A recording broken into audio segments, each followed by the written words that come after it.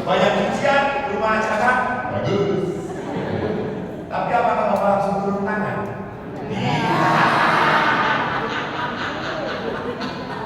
Biasanya bapak-bapak tenang saja. Yang penting siapa? Langsung. Saya bertanya, ayah saya tentang, ibu saya apakah orangnya tidak? Saya ditanya. Kalau pulang kerja, kemarin kan ibu hanya memasak sayur bening. Tapi ayah kalau pulang kerja pun langsung pakaian hijau yang gagah perkasa itu. Dia taruh, dia pakai kaos singlet, pakai celana pendek. Ayo kok, apa? Ayo cuci sama-sama. Ayah tidak pernah mau melihat ibu capek sendirian. Wow.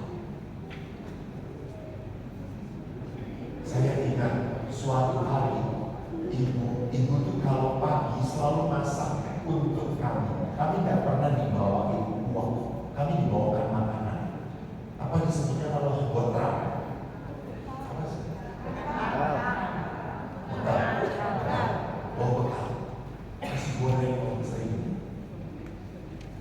Suatu hari ibu sakit tipes. Bapak yang buatkan nasi goreng. Anda tahu hari ketiga kami 4 anak rumah sakit. Ayo cepat sembuh. Bertiga hari. Kenapa nak? Kamu gak dimasakin ayah? Dimasakin bu. Nasi gorengnya banyak garamnya daripada nasi.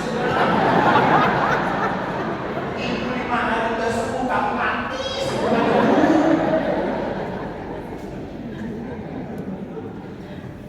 Jadi ayah pun membuat seperti itu. Artinya apa? Ayah tahu bahwa ibu kamu sudah kerja keras. Ayah pun mau bantu. Yuk bantu. Ini intimitas. Ini tahu menjaga kecapean ibu. Ibu sudah capek, ibu sudah lelah. Ayah menolong. Maka bagaimana supaya kita bisa menentukan apa batas? Bicara. Kalau Anda nggak bisa bicara, ditulis. Kan kalau bicara biasanya emosional loh. Jadi mantel atau ngomongnya ditulis loh. Pak, saya itu inginnya kayak gini. Saya itu inginnya kayak gini. Sama. Istri juga sama. Ditulis. Kalau Anda bicara selalu bentrok, selalu ujung-ujungnya apa? Marah. Tulis. Bahasa tulisan. Karena dengan ditulis, artinya akhirnya apa? Saya merenungkan kata-kata saya. Maka apa? Pada saat saya ngomong dengan istri saya pun harus berdialog secara virtual. Coba bayangkan, kalau saya ngedengerin kata-kata itu, sakit hati atau tidak? Saya bayangkan. Saya mau ngomong ini kepada suami saya. Tapi bayangkan bahwa suami yang ngomong itu kepada saya, sakit hati atau tidak? Kalau Anda sakit hati, ya perbaiki kata-katanya. Jangan kayak gitu, jangan pedes ngomongnya. Itu berdialog secara virtual. Karena kalau saya mendengar saja saya sakit, lalu saya omongin, berarti Anda apa? Anda menyakiti juga pasangan Anda. Dan akhirnya tidak bisa terjadi dialog. Kan saya pernah retret, kami punya retret di Pratista, Grow namanya. Saya dengan psikolognya seorang Katolik, baik. Lalu kami ada acara suami istri jalan sama-sama, nggak boleh ngomong. Sampai perempuan kalau nggak bisa ngomong, saya ada plester. Jangan ngomong, Anda akan menikmati saya. Di Pratista, rumah retret saya 4 hektar. Ada macam-macam burung, piaraan anjing. Waktu itu saya kita kenal mentok ya apa ini? Kalau ini mentok,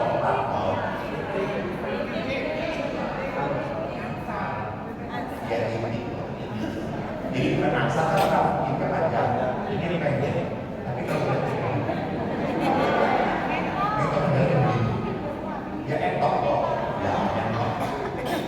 lalu Suami istri itu jangan berdua. Istrinya gak tahan, akhirnya ngomong, papa itu memang itu ya. Lalu suami dia bilang, ya gendut kayak kamu. Ribut.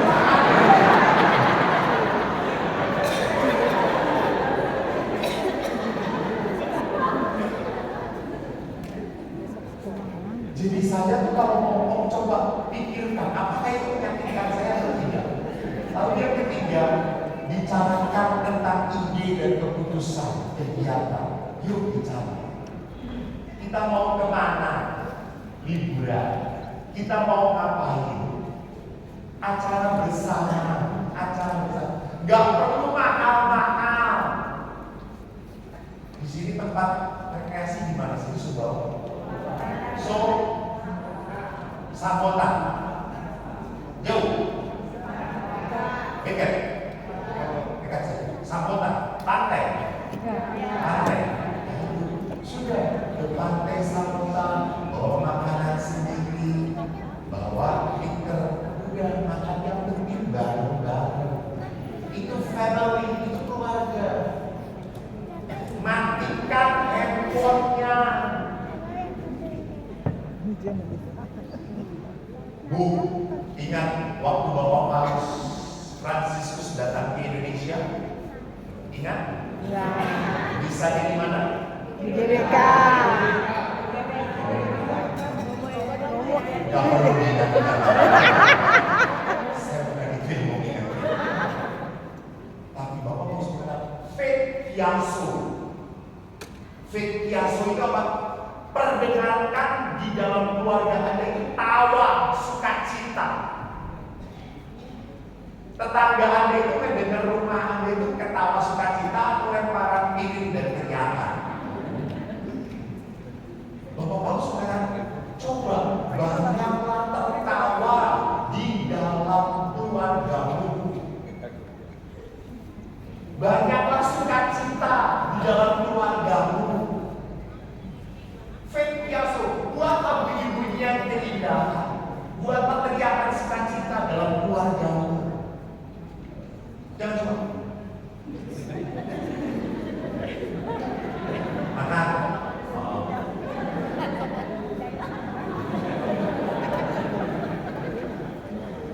Itu namanya asrama Bisukuli.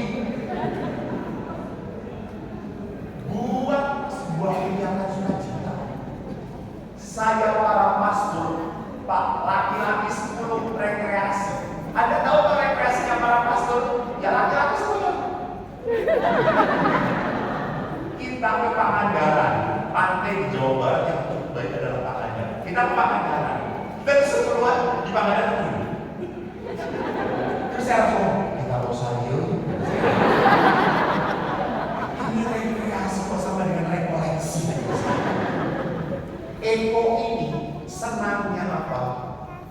Main. Bahkan saya, hobi saya naik motor trail. Hobi saya di Jawa Barat, saya punya mobil untuk camping. Saya suka naik sepeda ke gunung. Lalu saya itu di Pangandaran, saya pinjam body surfing. Body surfing itu alat surfing, tapi pakai tubuh. Lalu saya pinjam, saya sewa. Lalu masuk ke sana, anu. Emangnya kenapa? Dokumen nanti. Emangnya kalau pasur pakai cangcut nggak boleh? Saya bisa punya burung.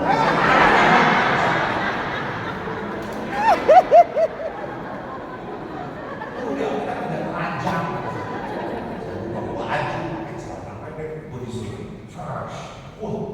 Yang lain pakai lihat menarik juga. Tapi mereka sewa semuanya. Kita ketawa. Lalu ada satu pastor ini orangnya, dia nggak bisa berenang. Tapi karena body surfing itu ditahan. Terus saya cerita, di sini ada neurologi. Neurologi itu senang sama orang yang nggak kawin. Langsung coba.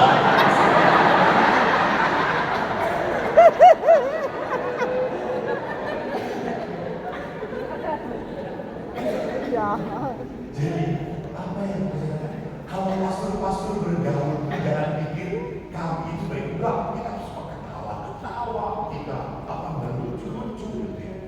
Kenapa?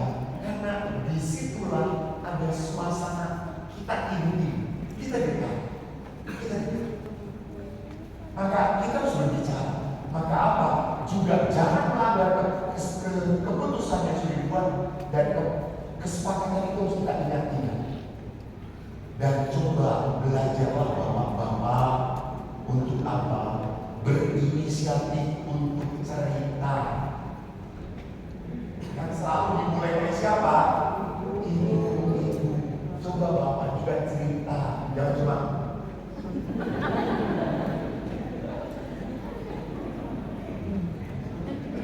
cerita, ngobrol, supaya ada komunikasi. Belajarlah mulai bercerita. Karena dengan apa? Dengan yang namanya tanpa batas. Berarti apa? Saya memprioritaskan hubungan saya. Bagi saya yang paling utama adalah rumah tangga saya, pasangan saya. Maka saya harus memperbaiki terus, bicarakan. Karena ini prioritas saya. Saya harus mempertahankan seperti apapun. Maka ayah itu sejak kecil saya berempat itu senang cerita. Empat-empatnya. Saya kan sering ditanya, kenapa Romo ini suka senang cerita lucu? Bapak Ibu mau di depan Anda lucu, di depan bapak saya nggak lucu. Bapak saya suka ngomong nggak lucu, bapak nggak lucu. Bapak itu selalu ngajarin kami ngobrol. Dan adik saya nomor 4 itu selalu cerita. Dia memang guru agama, guru bina iman. Dia pikir cerita. Kalau waktu kecil dia cerita, selalu ceritanya sama. Kan kita bosan makanya itu udah ngomong cerita, dia cerita. Dia cerita lagi. Jadi waktu kecil kan kami tidak punya televisi. Sampai saya kelas SMP kelas 3 baru kita punya televisi. Kami tidak punya televisi. Kami cuma ngobrol bareng. Kadang-kadang ibu itu kan orang Jawa, Pak, cari butuh anak-anak. Ada bu.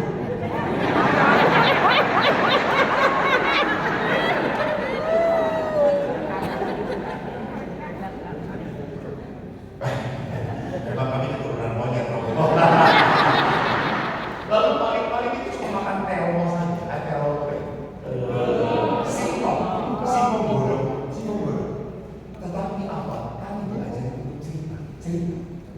Jadi ayah itu sama kumpul. Ayah senang saya kumpul betul sekeluarga. Dan ayah itu kalau udah ke Jawa, siapa yang ajak keponakan jalan? Ayah bukan orang kaya. Sampai ayah gimana? Ayo jalan-jalan. Siap om. Keponakannya 10. Naik, kita mau ke Sendang Solo dan Borobudur. Ayo naik apa? Kita naik apa? Oh pangku. Naik 10, bayarnya 5. Tapi ayah tetap melotot aja supirnya udah tanya. Wah, bangkrut aku.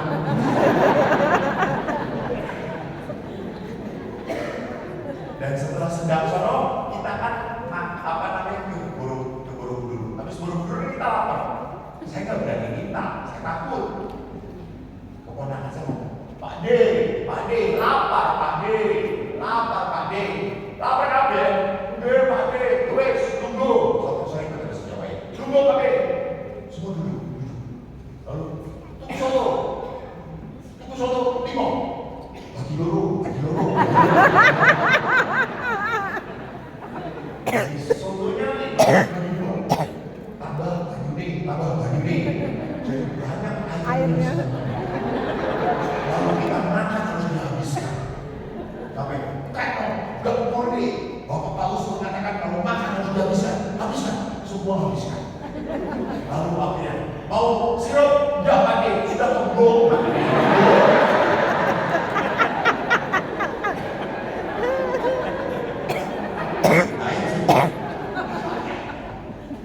Jadi walaupun tidak punya ayah itu hobinya apa? Kumpul. Sampai beberapa tahun yang lalu saya membawa sejarah ke mana? Ke Israel. Lalu ada satu teman yang mengatakan, Romo